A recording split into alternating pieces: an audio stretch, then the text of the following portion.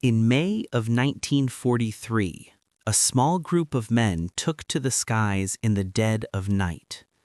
Their mission, to fly deep into Nazi Germany, skim treetops at impossible speeds, and strike a target no one had ever dared to attack. They were told that success could cripple the German war effort. Failure could cost them their lives. This is the story of Operation Chastise, the Dambusters mission, a daring raid that combined courage, precision, and one of the most extraordinary weapons ever built. The Vision. By early 1943, the Allied air campaign against Germany was in full swing. Factories, shipyards, and cities were being pounded nightly by the Royal Air Force. But the heart of the German war machine, its industrial Ruhr Valley, continued to beat strong. The Ruhr was Germany's powerhouse. It produced steel, armaments, and machinery that fueled Hitler's armies across Europe. And at its core were three massive dams: the Möhne, the Eder, and the Sorp. They supplied water, power, and transport to the entire industrial region. Destroy the dams, and the Ruhr would drown in chaos. But there was a problem, a colossal one. The dams were enormous, built of thick concrete and protected by heavy anti-aircraft guns. A conventional bombing raid would never work. To breach them, a bomb had to strike low, at the very base of the dam wall, skipping across the water like a stone, evading torpedo nets, and exploding underwater with perfect precision. It sounded impossible, until one man said it could be done. 2. Barnes Wallis and the Impossible Bomb. Dr. Barnes Wallis, an engineer, inventor, and dreamer, believed that physics could succeed where brute force had failed. He designed a new kind of weapon, the bouncing bomb. It was shaped like a steel cylinder, about the size of a large oil drum, and packed with over 6,000 pounds of high explosive. Dropped from low altitude, spinning backward, it would skip across the surface of a lake, strike the dam wall, sink, and then detonate at a precise depth, cracking the concrete from below. It sounded impossible, but the Air Ministry was skeptical. But Wallis persisted. He built models, tested prototypes, and filmed their bounces with high-speed cameras. One by one, the small-scale tests succeeded, until the moment came to try it for real. On a quiet lake in southern England, Wallis stood watching as a full-size bomb was dropped from a Lancaster bomber. It hit the water, bounced perfectly, struck the target, and exploded with stunning force. The idea worked. Now all that remained was to find the men daring enough to deliver it. 3. Number 617 Squadron, the Dambusters. In March 1943, Wing Commander Guy Gibson, already a decorated veteran of over 170 missions, was summoned to RAF Scampton. There, he was told he would lead a new, top-secret squadron. Its mission, to attack the dams. Gibson hand-picked his crews from across the RAF's bomber force, the best pilots, gunners, and engineers he could find. They were young, many in their early 20s, but experienced beyond their years. Among them were Canadians, Australians, New Zealanders, and Britons, united by skill and sheer audacity. They called themselves simply 647 Squadron. For weeks they trained in total secrecy. They practiced flying at treetop level, navigating rivers and valleys at night. The bombers, modified Avro Lancasters, had their lower gun turrets removed and new bomb mounts fitted for the cylindrical weapon. Spotlights were installed under the fuselage, angled so that the beams met at exactly 60 feet, the perfect release altitude. The crews learned to fly so low that their wingtips brushed the tops of trees, their engines roaring like thunder through English valleys. Many of them admitted later they were terrified, but they also knew that if anyone could pull off the impossible, it was them. IV, the briefing. On May 16, 1943, the crews gathered in the briefing room at Scampton. A huge map covered the wall. Gibson stood before it, his voice calm, his face grim. Their targets were revealed: the Moan Dam, the Eater Dam, and, as a secondary, the Sorpy Dam. They would fly in 3 formations, each assigned a dam. The route, across the North Sea, through occupied Holland, into Germany, and back again. Total distance, over 1,000 miles. Altitude, never above 100 feet. Radar, searchlights, flak, they would face it all. Each Lancaster carried 1 bouncing bomb. There would be no second chances. As the men filed out to their aircraft, Gibson's words hung in the air.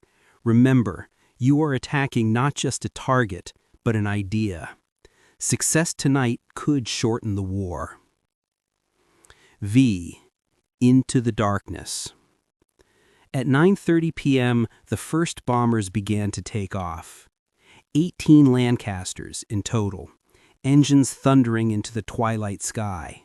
Their code names crackled over the radio: G. George, P. Popsy, M. Mother. The Dambusters were airborne. They flew low, terrifyingly low. Over the sea just 50 feet above the waves, the spray lashing against their wings. Every minute brought new dangers: masts, hills, flak towers, enemy patrols. As they crossed the Dutch coast, German searchlights swung to life. Tracer fire arced through the sky. One aircraft was hit and went down in flames. Another struck power lines and exploded. Already the cost was high. But the survivors pressed on, the black shapes of their bombers skimming over rivers, villages, and forests. Inside the cockpits, the crews spoke little. Their eyes were fixed on the darkness ahead, the altimeter needles trembling as they flew lower than ever before. Hours later, the first target appeared, the great curve of the Moan Dam glimmering under the moonlight. V. The attack on the Moan. It was 12:28 a.m. The first attack run began. The dam's defenses opened fire, flak guns blazing from the towers, shells bursting in the night. The first Lancaster roared in its 60 feet, engines straining, the bomb spinning beneath its belly. At exactly the right moment, the pilot released it. The bomb skipped, once, twice, 3 times, then struck the wall and exploded. A massive column of water shot skyward. When the spray cleared, the dam still stood. One after another, the bombers made their runs. 2 were shot down. Another's bomb bounced over the target and exploded harmlessly. Still, the crews kept coming. Finally, Gibson himself led the next attack, flying directly into the wall of gunfire. His bomb struck perfectly. The explosion shook the valley. Then one more Lancaster came in, piloted by Dave Maltby. His bomb hit dead center. A moment later, the Moan Dam cracked. The roar that followed was like the earth itself splitting open. A wall of water hundreds of feet high burst through the breach, thundering down the valley, sweeping away everything in its path: bridges, villages, power stations. The Moan had fallen. 7. The Eater Dam. With the first target destroyed, the second formation turned toward the Eater Dam, deep in a twisting valley surrounded by hills. It was even harder to approach than the Mona. 2 aircraft tried and failed to line up for the drop. The narrow gorge forced them into steep turns, the risk of collision constant. Finally, after several attempts, pilot Les Knight made his run. He flew low through the valley, released his bomb. It skipped perfectly, struck the wall, and detonated beneath the surface. The Eder Dam shuddered and broke. Another vast torrent surged through the countryside, flooding the villages below. 2 of the great dams of the Ruhr were now destroyed. 8. The Sorpa Dam. The third target, the Sorpa, was different. A massive earthen structure, not concrete like the others. Its defenses were lighter, but its design made it difficult to damage. The crews made repeated runs, dropping their bombs directly along the crest. The explosions tore craters but failed to breach the dam completely. Still, the effort drained German resources. Troops and engineers rushed to reinforce the remaining structures, diverting manpower from the front lines. The job was done. The Dambusters turned for home. 9. The long journey back. The return flight was as perilous as the attack itself. Flak batteries were alert now, and searchlights probed the darkness. 2 more Lancasters were lost before they reached the sea. Others limped home with wounded men aboard, engines failing, fuel nearly gone. As dawn broke over the English coast, the survivors landed one by one.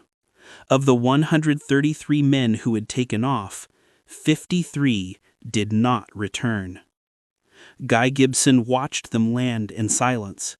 He knew the price they had paid. 10. The aftermath. That morning, reconnaissance aircraft flew over Germany. The photos they brought back were astonishing.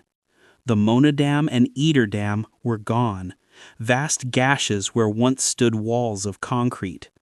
The valleys below were flooded for miles, factories destroyed, power stations submerged. Hydroelectric output in the Ruhr dropped by nearly half. Railways were washed away. Thousands of workers were displaced. German industry reeled from the blow. But there was another cost. Thousands of civilians, many of them foreign laborers, were killed in the floods that followed. The destruction was total, but the human toll immense. Still, to the Allies, the raid was a triumph of precision and bravery. It proved that even the most impossible missions could succeed with ingenuity, skill, and courage. 11. The Dambusters' legacy. The men of 617 Squadron became legends overnight. Newspapers called them the Dambusters. They were awarded medals for valor. Guy Gibson received the Victoria Cross, the highest honor in the British Empire. Barnes Wallis, the man who invented the bomb, wept when he heard how many men had died carrying out his plan.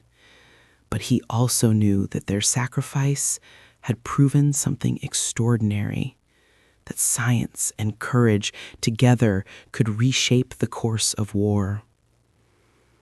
In the years that followed, 617 Squadron continued to take on the most dangerous precision missions of the war, from attacking the Tirpitz battleship to testing new guided bombs.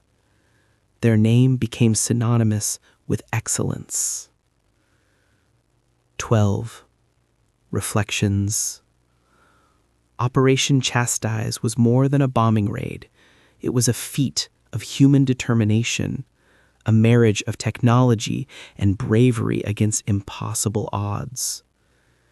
Every element, from the spinning bomb to the pinpoint flying, had to work perfectly, or all would fail. The men who flew that night knew the risks. They went anyway. In a war often defined by destruction and tragedy, the Dambusters raid stands apart, not because of its violence, but because of its precision, its innovation, and the sheer courage it demanded. 13. The echo of water. Even today, the broken stones of the Moon and Eder dams bear silent witness to that night. Tourists stand on the rebuilt walls, looking down into valleys that once raged with unleashed fury. The water is calm now, the world peaceful, but beneath the surface, history still stirs. Every ripple carries the memory of engines roaring in the darkness, of bombs skipping across moonlit lakes, of young men flying into danger for a cause greater than themselves. They were called the Dambusters, and their